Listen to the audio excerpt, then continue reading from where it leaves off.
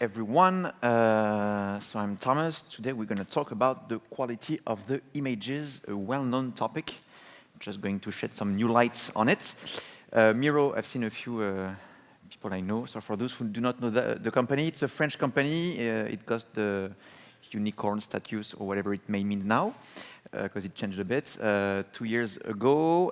And we focus on... Do you know how I changed the slides? And we focus on the quality of the images, basically. Before going into this topic, when I was writing this presentation with the team, we went to, I don't know how I change the slide. All right. We went into collecting public figures on all the industries, whether it be cars, real estate, travel and things. It's a bit of a boring slide, but it gives you just a comprehension of the topic. So, you know, on the real estate topic, industry, you're going to see that for Trivago, 96% higher conversion rate with high quality pictures. Airbnb, you book more, you charge more, you earn more. HRS, 78% bookings, more. Redfin, plus 47, plus 61% more views. You go into the food industry, it's the same. So it's going to be Deliveroo, Grubhub, stuff like this. It's going to be 6.5% uplift in sales, 25% increase in conversion rate. For Grubhub, it's going to be the boost in sales by 30% and things like this. You go to e-commerce, it's obviously the same. Just, you know, FL, Google, 90% are more likely to visit an establishment that has pictures. On Google, BigCommerce, 78% want photograph for professional pictures. Etsy, quality image is a key factor for 90% of the users. And yet, what we discovered completely randomly 3 weeks ago, we went to, you know, the very famous insight provider website, Gartner. And so I was like, you know what, I've been doing that for 6 years now. So I'm pitching to everyone in the world, mainly in Asia and in the US, actually. I'm pitching you should get professional pictures because it boosts your sales. Because at the beginning, Miro, we were mainly doing photographs, but I will go back to this later on.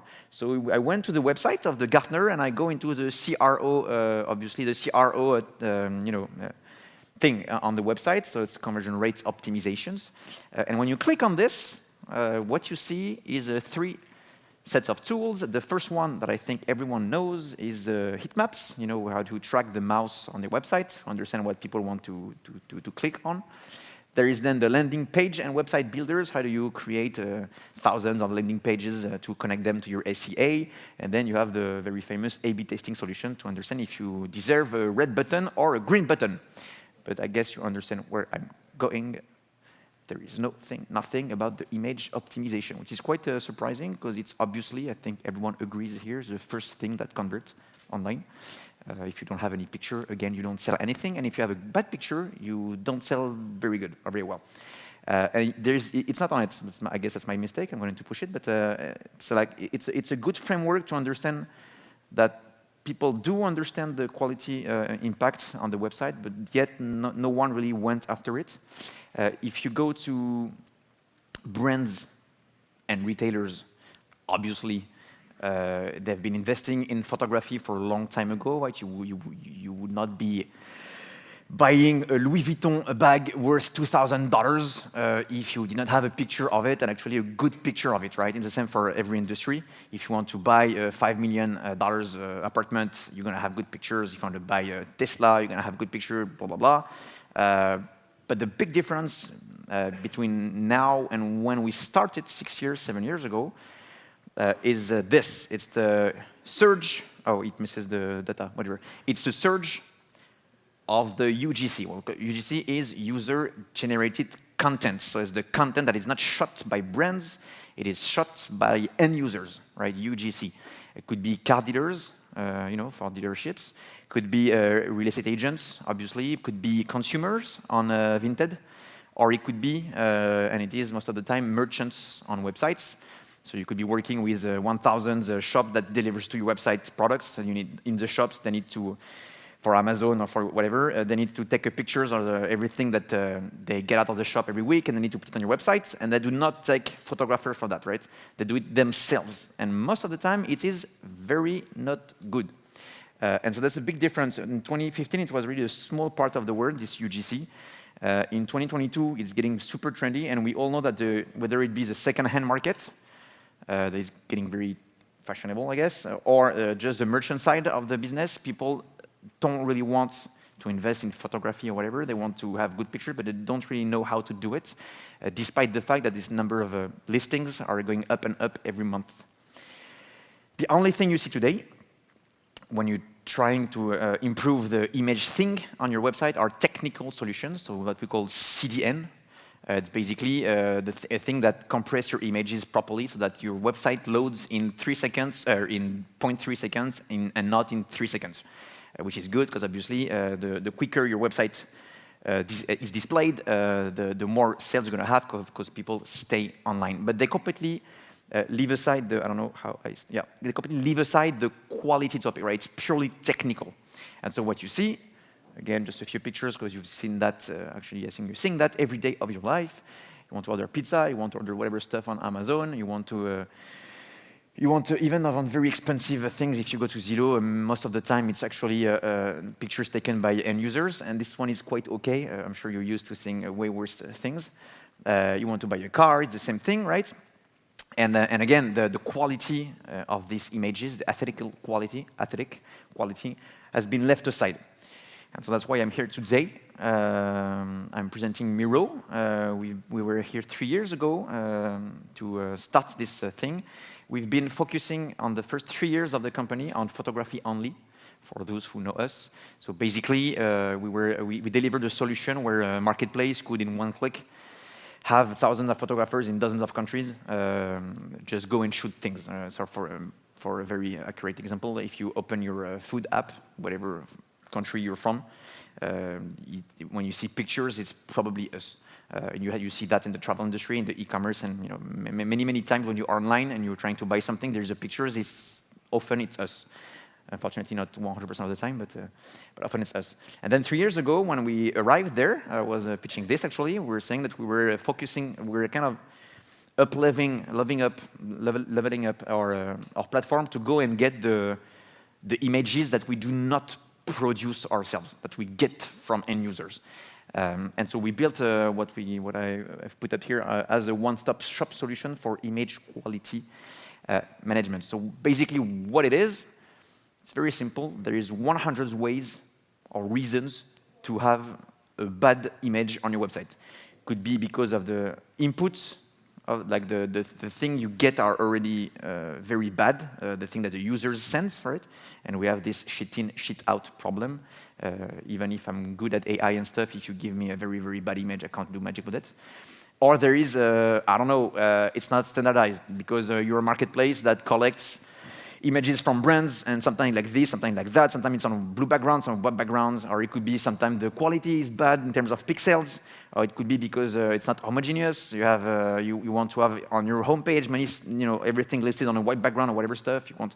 I don't know. There is 100 ways to 100 different reasons to have a bad quality. And so what we do basically that we take this reason and we set up workflows dedicated to that problems.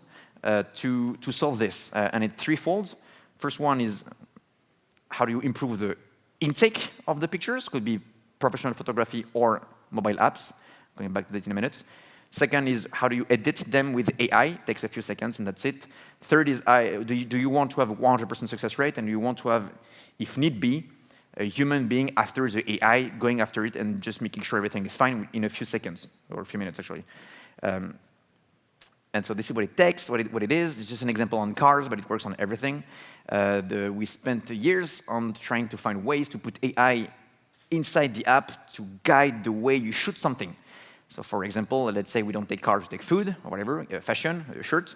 You want to force the car dealers, the real estate agents, for the agent that want to take pictures of the apartments, the merchant on Amazon, you want to force him to take the right framework. It needs to be at the right things. You want 3 walls. You want the food thing or the fashion thing or whatever to be right in the center. You want to avoid that the camera is like this.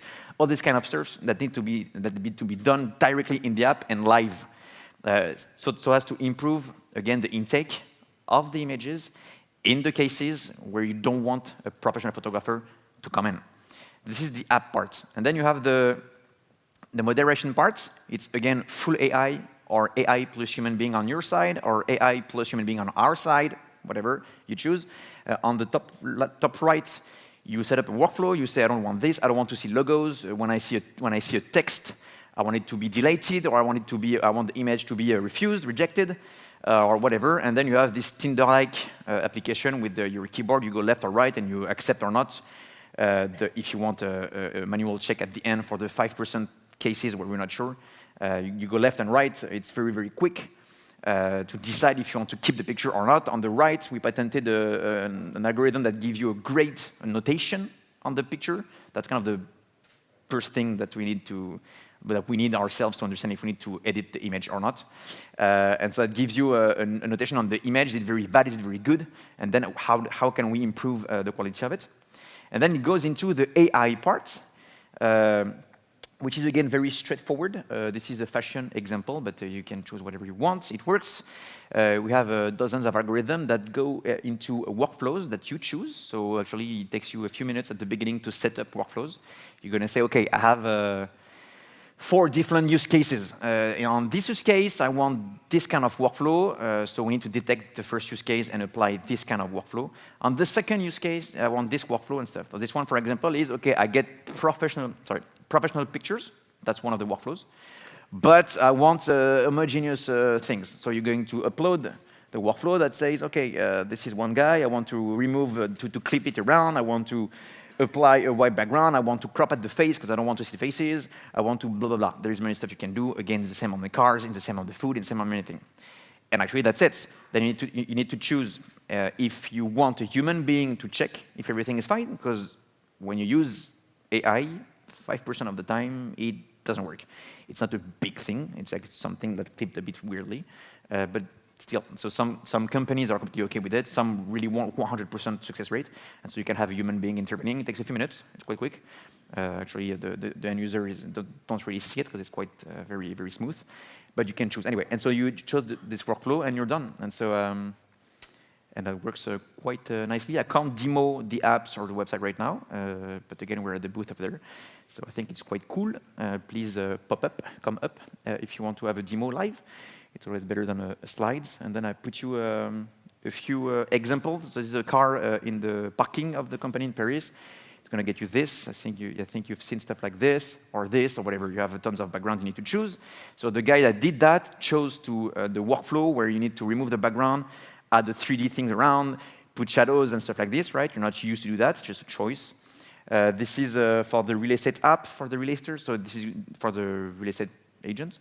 You're going to have this. We're going to improve the quality of the intake thanks to the app, and then you're going to edit it on the fly. Again, it's on the fly. You can see it live. You can test it today.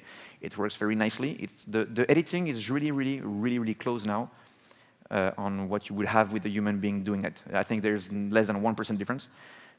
It's just way cheaper, basically.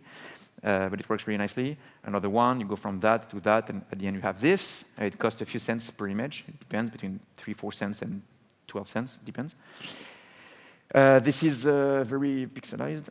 This is an image on whatever food stuff. We take the thing and we recreate the decor. Again, if you don't trust this, you can test it in 2 hours. You will see it works nicely live on the app. You take this, we do that. Again, it's completely automated. You take this, we do that. So again, we restage it. Right? There is many algorithms going into this, but this is what you see. You take clothes. This is not taken this way. It's an after already. This is an after. Like we've taken something on a hanger, something like this. It's called, I think. You do that. We just again recreate decors. It's a choice from the marketplace, from the marketing team. Or the product team, but this is what we do. And I think they have 35 seconds left. Voilà. Thank you, Thomas. We've got various questions on Slido. Yeah. I'm just curious, it's fabulous technology. You don't have a feature that if there isn't a photo at all, it'll just create one for you? Not yet, but actually there's many guys working on this. Brilliant. Actually. Let's start at the top. How does your revenue model work? Is it a subscription or a per image cost? Or? It depends on the industries where there is a frequent usage of it. For example, real estate, whether you have an agent that needs to use the app 3-4 times per month. It's a subscription. It's going to be like $8-9 per month. The same for car dealers. Otherwise, it's per image. You have volumes and thresholds. And again, it's between 5 cents and 13 cents. And do you do any kind of indirect sales where, marketplaces might work with their agent customers or the dealer customers to get them on board? Yeah, we do. But the thing is we need to have volumes first. But for example, we work with Amazon on a big chunk of their businesses for the fashion industry. Well, not fashion, actually, e-commerce industry, right? Could be product or stuff. And they have an interface where the technology is integrated when the user is uploading a listing. Nice. Right, so he uploads the thing, and then it's written like, do you want to have editing of it? You're going to see what the result and stuff. You say yes or no, and that's it. So it's kind of what you say there. Yeah. But it's not so frequent, but yes. Brilliant. Are all the industries at the same level of maturity regarding images? Well, we were behind on 2 industries, and we bought out the companies to catch up. It was the case for the fashion one. It's very you think it's the same AI, but it's not at all. It's not only retraining the thing, it's like different use cases that are a bit annoying. So sometimes we're too far away to do it ourselves. For example, for the cars, we're not good at recreating 3D environment. Yeah. And doing it ourselves would have taken us 3 years. So we bought out a company called Carcutter, for example, that we're doing. We think we're the best on the market. We've only one. And so now, everything is at the same level. 1 year ago, no, but we caught up with that. And in a marketplace environment, how long does it take to process an image? I mean, and get it back through the API? It depends on the size of the image, but it's between 5 seconds and 3 minutes. Okay, so for all intents and purposes, real time. Yeah, it's not real time thing. Like it's not on the fly, but it takes a few seconds or a few minutes. It's completely not seeable from a user perspective. How do you think DALL-E by OpenAI might impact your industry? Well, I know what to do, but that's basically that's my point. I was saying that people are doing stuff, but the DALL-E so far when you test it on a business case for marketplaces, they're making a lot of mistakes. Unfortunately, they're not ready. But in 3, 4, 5, 6, 7 years, it might be an issue. Now, again, when you sell something, you have a product already. You can already say something to it. So you need to first input the product. But that's a danger for me. This DALL-E thing. We did not go into that yet because it's not ready. And if we do, we might do it through acquisition again, because it's super technical, and again, it's kind of another thing. Yeah. So far, we're good. Maybe I'm back in 5 years here, and I will say that we had to do something about it. And given the increasing importance of video, are you going to do anything in video and then into the metaverse and 3D? Well, compared to the previous guys, I'm a lot into this metaverse stuff. I love it, but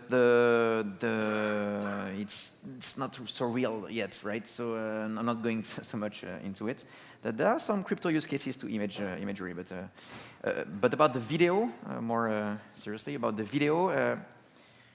Again, people talk a lot about it, but there's not so much around it. I mean, I had all the data in the world around this. It does work actually quite well. But just the marketplaces and the users are not using it yet. It's not quite there. So you need to make choices. Right now, I'm purely on images. Video is, again, very different in technologically speaking. And if it gets to be a serious topic in the next 5 years, 10 years, I don't know, we will go into it. Okay, so last question. Do you focus on selling to businesses or also consumers? And with that, is Canva a competitor? No, it's not. We focus only on businesses so far. Actually, it's only on marketplaces. It's been the same way for 6 years. It's purely marketplaces, with the difference of car dealers and real estate agents, which is a bit different, which we do also. But it goes into the real estate kind of global industry or car industry. No, we don't sell to end users. We might do at some point, like to create kind of a super app that does all of the things I just said, and you just choose as a user. We might do that, but again, we need to focus, and so far we just work with marketplaces. And sorry, one very last question, very quick. How many images a year do you process now? That's a few millions per week-ish. Wow, so a lot. Yeah. Brilliant, thank you very much. Really interesting. Welcome. Guys, go over there.